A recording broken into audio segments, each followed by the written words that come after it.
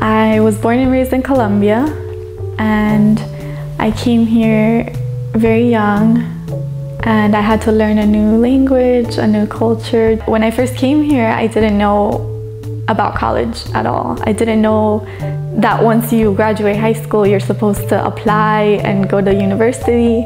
I had no idea. I found out my junior year of high school when my counselors started pushing us to apply to college and apply for scholarships, and it was different. It was a new thing for me. It was a new concept. My parents didn't even know. So I'm a first generation student. So I feel like I was left to figure it out on my own. I had to apply to things that I didn't even know what I was getting myself into. So I decided to take a tour of the University of Florida, and that was it for me. I fell in love since day one. There was something about it that I was like, I have to go to this university.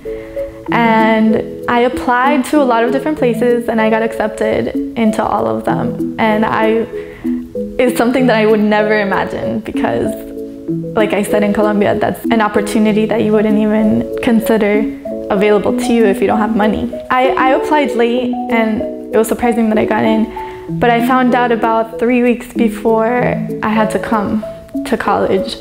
So it was kind of a shock for my parents to know that I got accepted and that I was moving out and to live on my own.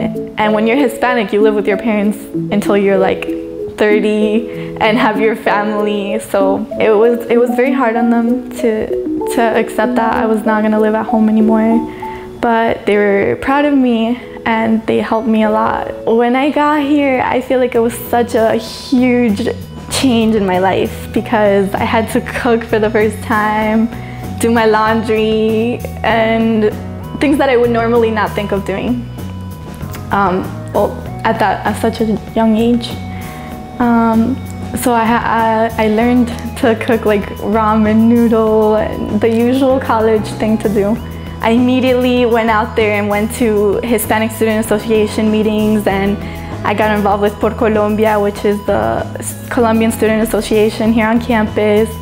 I got a job working at Baby Gator, which is the daycare for UF.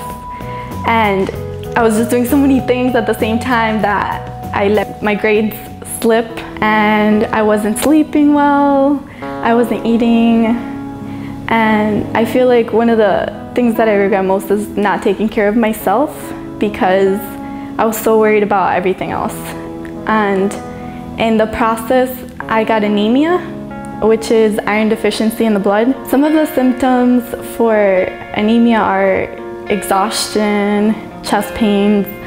So I would fall asleep wherever without knowing why. Even if I get a full night of sleep, if I get more than 8 hours of sleep, I would still be tired, exhausted. I got really pale, and my hair was very dull, and my nails would be brittle, like they're very weak. But I had no idea. And so I went to Colombia for the summer, and they told me that my iron level was an 8, and the highest is 100.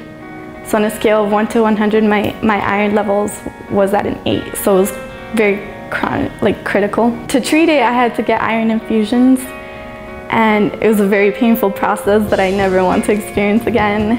Basically, it's like an IV, and you sit there for 2 hours, and it's just pure iron being dripped into your blood.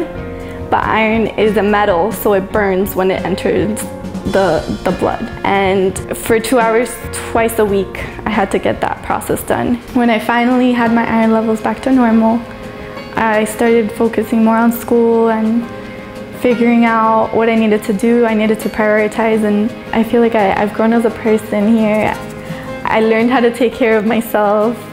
I learned from not taking care of myself how important it is to prioritize and manage your time and really think about what's important in your life. One of the really interesting things that I found about going to Colombia after being in college is how different my way of thinking was. Because, for example, I would talk to my cousins, and they're closed-minded because they don't know that there's better possibilities. They just think that all you need to do is go to school and have like a job, a regular job that society would think as normal, like engineer or doctor or lawyer or whatever. They don't know that here you can be a dance major and a theater major and have a chance to go to Hollywood and maybe make it. They don't have that hope. They don't think that it's possible for them. Here I'm so exposed to different things that I'm like, no, whatever idea I have, I can go for it. I can make it in whatever I want. And that's like ideally the American dream that everybody talks about.